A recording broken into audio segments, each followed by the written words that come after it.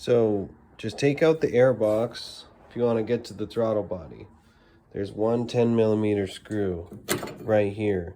So you're gonna have to loosen this bracket too. Okay, mass airflow sensor. You just squeeze it back here and it unplugs. And then you just loosen these clamps and this element comes out of the way. So here's your throttle body. There are 4 bolts that hold it in. There are 2 coolant lines, one here, one up here, and then there's the plug for the throttle body itself. You know, because it's a drive-by-wire electronically actuated throttle plate. So I just cracked one bolt. It's an 8mm. Woo! Sucker's on there. Dang. Ah, there we go. Last one. Ah, let's go, baby. So then you just go ahead and take these suckers out. Like so. Twist, twist, twist. Give a little little twist. Twist it up.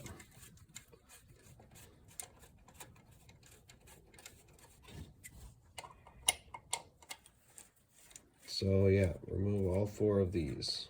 All 4 screws are removed. Pro tip, disconnect the negative battery terminal. 10mm right there. Pop this off. Okay, and what this is gonna do, it's gonna prevent the throttle position sensor from getting confused, because you don't wanna actuate this throttle plate too much. And there you go, it just comes off very easily. You don't want to actuate the throttle plate when you're cleaning it. You don't want to be bending it all crazy, but you will move it a little bit. So we don't want the throttle position sensor to get confused. So disconnect the battery. When you reconnect it, start the car up, it'll actually relearn the throttle position sensor, and you won't have to worry about messing anything up if you disconnect that battery cable. So you could do this first, or after you take off the bolts. Get a flathead. Pop this red clip back on this plug. Then you'll have to pinch it right here. Give it a good pinch and pull it away. It's not gonna be able to do it one-handed, but you just pinch it right there on the edge. This is why we clean the throttle plate. There's oil and all kinds of other junk, and it's not going to allow it to open and close as precisely as it wants to. So because the car is electronically fuel injected, it'll figure it out, it'll keep it running, but you're gonna lose some fuel mileage, you're gonna lose some performance. So it's always good to keep this throttle plate as clean as possible, because what happens is when you're at idle, the air passes through around the edges down here and up here. So if that air is gonna be, you know, restricted, you're gonna get a rougher idle, and you're also gonna have to use well, it'll just mess up the air fuel mixture basically.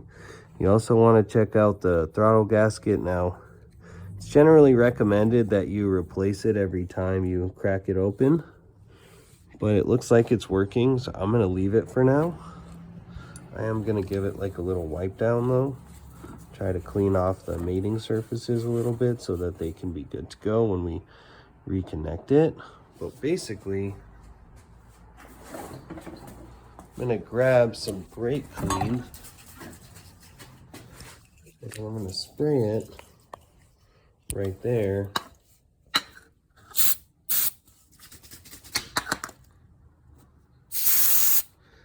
On the back of the throttle plate, and then wipe it down. Okay, so this is the finished product here, and you can see down here it's clean as well around the edges. And that's why I was saying, you do kind of want to take your finger, move it just so you can get around the rim and stuff. And that's it. That's all you got to do right there. I didn't use very much brake cleaner. You can actually just spray the rag. It really depends on how dirty yours is. All right, so as you can see here, it's clean.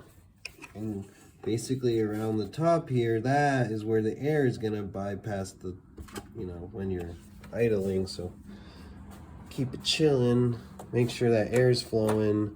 As far as putting this back in, goes in down here, down in this corner. There's little pegs that slide in. This bracket, place it on top of the bracket, tighten this 10mm, reconnected the battery, putting in the new air filter right here. And this is the Fram CA9898. That's the right one for this engine. It's the dual overhead dual overhead 4-cylinder 16 valve Mazda Ford engine. What in the hell? Well, I got this on Amazon, so not exactly sure what to expect.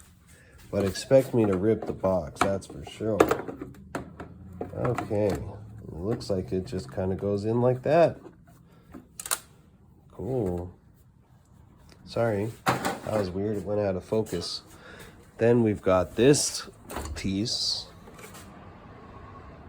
which sits on top. There's your mass airflow sensor. And this kind of goes in like so.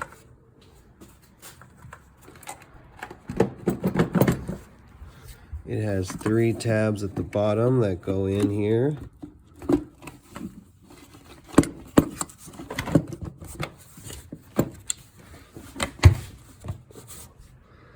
Make sure that they're in all the way. 1, 2, 3.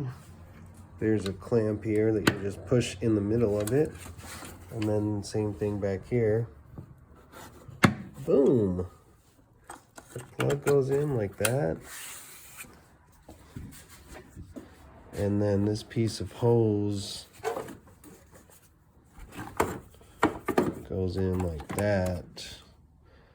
But I actually realize now that I messed up because this screws into the bottom of this. So before we put this cover on, we need to reattach this piece of it here.